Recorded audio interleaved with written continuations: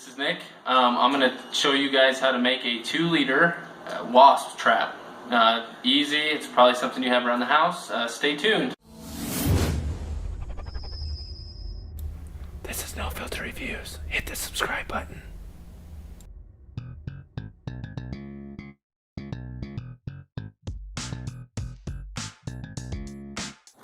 If you're like me, you probably have a lot of issues with wasps this time of year. So, as you can see, there's a bunch of dead ones in there. So, all you need is a 2-liter. You just poke some holes in the sides. There's variations to this online, but I just cut holes in the side, roughly quarter size.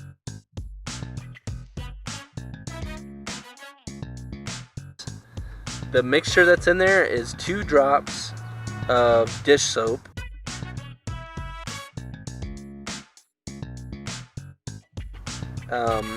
3 tablespoons of pancake syrup, and like 2 cups of water. And then what you want to do is you want to just make sure that the gap between the hole and the water is like 2 inches.